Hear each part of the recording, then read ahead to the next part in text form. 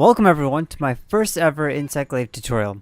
I'm not sure if I'm going to do a whole series of these. I'm trying it for the first time and I wanted to try something a little bit different, not exactly just telling you which buttons you can press, but sort of what situations you can use what or what tips you need to keep in mind when you're using the Insect Glaive.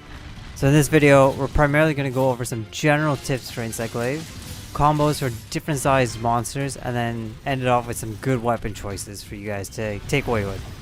So first and foremost, the Kinsect buff, as you can see right here. And there are two types of buffs you guys can get, one for damage and one for stamina increase. And so this is associated with your slinger types. If you're using any slingers that are picked up from drop monster drops, such as piercing pods, dragon pods, that'll give you damage, and anything from the environment will give you stamina, such as stones or red pits. Now for most monsters, you'll probably want to be using the damage buff. It's about a 50% increase in damage. We can see here it's hitting 16 at the start. But if we go ahead and buff our Insect Glaive, then the insect goes and hits 24 instead of 16. So really useful and definitely just handy for extra passive damage. Now, I wouldn't look past this stamina buff. As you can see in the top left, it is quite a substantial amount. And I'd say what it's very useful for is when you're using your Kinsect for added up damage. So things with blunt, paralysis, poison, anything that needs a stacking ability. This will allow your Kinsect to keep going until you get the effect on the monster. Okay, so let's use this Glaive as an example right now. I know this fight has been going on for about 2 minutes or so. My Kinsect with blunt damage has been going at it with the stamina buff for quite a while. So I know when he charges his attack right here, I can go in for the attack and it should get a stagger. And there we go. That creates an opening for me to then pull my attacks, and it might even exhaust him once in a while later on down the road. Right, and so I'd recommend playing around with this. There's a certain number of Kinsects that you can use. Paralysis, poison. Again, as I said, blunt is a great one. Blast damage as well. Using the stamina buff, you'll have so many of these dust clouds just flying around and be able to use and maximize your damage with the Insect Glaive. Okay, the next big tip I want to talk about is your mounting ability. Insect Glaive has a great ability to mount, especially because you can launch yourself in the air from any position at any time. You don't need to look for a ledge, or you don't need to look for the high ground. So the primary reason you want to get this mount first is to reset the mounting clock. You can only get a certain number of mounts in a period of time, as I'm sure you guys are aware, and since your weapon has an aerial ability, it's best to get this right off the start so you can get the next one as soon as it's ready. This is also a great mechanic for a team fight. If you guys are hunting in a group, getting the mount will allow your teammates to weaken any parts of the body to maximize your team damage right from the start of the fight. On the note of weakening, it's actually a really crucial time that you might need when the monster is knocked. Because the Insect Glaive is classified as a light weapon, you will need 2 clutch claws to actually weaken one part.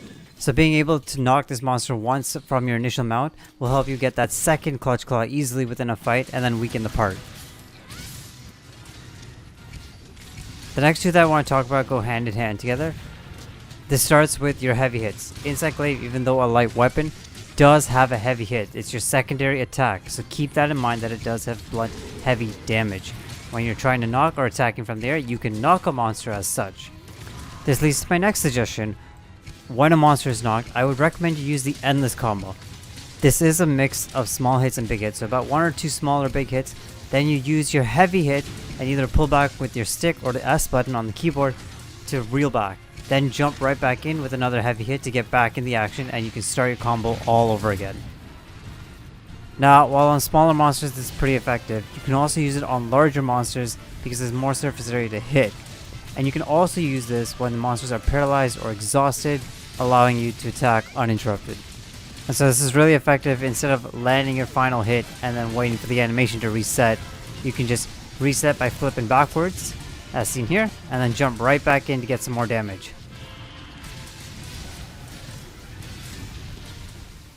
Okay, going back a little bit, I mentioned previously that your heavy attacks have blunt damage, but with the introduction of Iceborne, your aerial finisher also has blunt damage, that nice spike attack.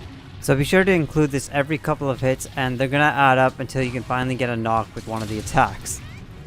In my opinion, this is definitely a little bit more effective of an aerial attack than just your regular aerial combos, just because it actually adds knocking damage. The only time you should be using your other aerial attacks is if you're trying to get a mount. On that note of the aerial finisher, it is a great move to use in a variety of situations. Like so. If you're far away from the monster and it's knocked, it's a good way to just get right into the monster's face. As well, you can also wake monsters up with this attack, and it can break parts, as you can see. You can even throw in some bombs in there, and because the aerial finisher actually has a 4-part attack, even if you hit the head with your first attack, the secondary and third attacks are going to be able to hit those bombs and blow them up. So it's a beautiful attack. Don't sleep on it. Be sure to use this multiple times throughout a fight. I would highly recommend just using it whenever you get the chance, and if nothing else, just throw it in there. Okay, the last thing I want to mention before we move on to some weapons and stuff is your ability to fly. That is the most unique thing with this weapon, and probably why 90% of you want to play this weapon in the first place. But yeah, the ability to jump up from any point, any position that you're in, and get above the monster is crucial for dodging compared to any other weapon in the game. Now it's highly effective against small monsters, but you can also do this on big monsters once you learn their attack patterns and know which attacks you can get over and which ones you can't. As well, you can also fly away from some of the attacks if you just have no other option. Like Diablos, if you have no more screamer prods, just GTFO via the air. Again, you're going to need to practice which attacks you can and cannot dodge or get away from, otherwise you're going to end up with a break-a-dose in your face.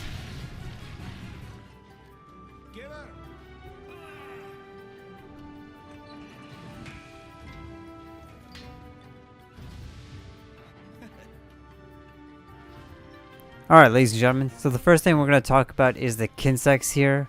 The reason I want to talk about them first is because the weapons themselves have a Kinsect bonus. So you can see on the right side here, they have a bonus that you're going to want to match up to. So we'll come to that in a little bit. So let's go over the Kinsects first, and then we'll be able to see which ones of these Kinsects go best with which weapons. So the basic thing that we have for this Kinsects is there's 2 different lineages. One the Cauldron and then one the Mauldron. And the basic difference between those two is the attack type right at the top. So the first thing you're going to see, Sever, and then the bottom set has all blunt type attack. Now in my opinion, the blunt one is definitely a little bit more effective. You can also combo this with the heavy hits of the Insect Glaive to get more stacked combo or blunt damage. Since the Insect Glaive itself has Sever damage, it's not as needed for your Kinsect to always have, in my opinion. I've seen more hits with the blunt damage and more knocks compared to the several ones, which just, I haven't seen a lot of cuts with the tails. So those are your 2 options there for attack type. Okay, so the next thing that I want to look at is Dust Effect, and there's 4 different ones that are available to you guys. Poison, Blast, Paralysis, and Heal. Healing, in my opinion, has been a very effective one, especially for new or beginners. If you guys don't have health augments on your blades yet, having a healing bug will be able to create some dust effects right around the monster, so even if you get hurt, you're able to get some heals right as you're attacking, which could potentially save your life at one point or another. If not though, if you're looking for damage, Blast is a highly effective one. Down here I use this Blast bug, power level of 15 and a speed of 20. That speed is so crucial to get your buffs. So if you don't have Enhancer or any power prolongers, having the speed on your bug is an effective tool. So there's a couple things that you guys can play around with here, and it all depends on your build, as I just mentioned. So yeah, if you have Item Prolonger level 3, then you don't need a higher speed, because speed only determines how fast it goes from you to the monster and back. It has nothing to do with the insect's actual speed. So you can just send it out once, have it accumulate some damage, and then return to you after it's done. If you're looking for a poison bug, we look to the blunt tree again. I think this one's highly effective, high power, high speed, and poison is always the greatest thing ever. If you guys are looking for a healing bug, this little baby right down at the bottom, he's a good one. Level 20 on the heals, which is perfect. A little bit harder to get, just because you can see the Elder Spirit Vine Bones. So it takes a little bit more to get up there if you're not a low level. If you're still low level, it'll take you a bit to get this one. But yeah, if not, this one is great on the heals, and in particular I want to talk about that healing perk actually. So what this indicates is 3 things. 1, the Kinsect's ability to recover its own stamina is determined by this level. B, how much it can extract from healing. So your Kinsects can be sent to an enemy, and if you hit their tails generally or some other weak spot, it'll give you a green extract. That brings you back and heals you a little bit more. The third one is also its dust effect. So having this at level 20 will give you the most healing from any source of healing that the Kinsect can offer. In terms of paralysis, you've only got really 2 options here, either the one with the Sever attack or one with the blunt. In my opinion though, paralysis in general for the Kinsects have not been the most effective. You're better off giving paralysis to your Palico and then bringing either the poison or blast damage or even the heals to really make the most effective use out of your Kinsect. The last little thing about the Kinsects themselves, you can put any element that you want on it. Any element or even no element if you want. So you can customize these little bad boys into any little bit that you want. Customize them and they stick to your insect glaives. So any insect glaive that you pick up when you're changing weapons will automatically have the last Kinsect that you used on it. So if you switch it out, see my blade and color in the bug changes out. If I go and pick another one, it changes the color. I have the same one on those two. I have the same one on these three. Oh, there we go. So a little bit of green here, a little bit of green. It sticks onto it. So you can customize which glaives are effective for which bug and Kinsect to match. On the topic of matching your Kinsects to your insect glaives, each insect glaive comes with a Kinsect bonus. Now this is highly effective and it actually makes quite a difference in battle. They each come with different things. So Sever Boost is Blunt Boost. And if we go back to the start of the video, I mentioned that you get your yellow and red boosts from the environment or from the monsters. The Glaive Blade, for example, gives Spirit and Strength. That is your yellow and red. So it doesn't matter where you pick up your Kinsect buff from in battle with this blade, it'll give you both red and yellow on your Kinsect, which can be a devastating combo. So yeah, matching these can be highly effective and I would generally be aware of them. So let's take this example, the Insect Infinite Wisdom. Probably one of the best combos you can do. You got the Spirit and Strength buff, so anything that you pick up, rocks, piercing pods, anything will give you both the red and the yellow buff. Now you have an insect, let's say, that has blast damage and blunt damage. Now it is attacking the monster with double the damage for double the amount of time and also stacking up blunt damage. You're much easier to get a knock earlier in the battle and get more damage in, killing the monster effectively even faster. Alright, now that you guys have an idea about the Kinsects, we can now go into the weapons and just look at, including the Kinsect bonus, see which ones are effective to use for any sort of situations.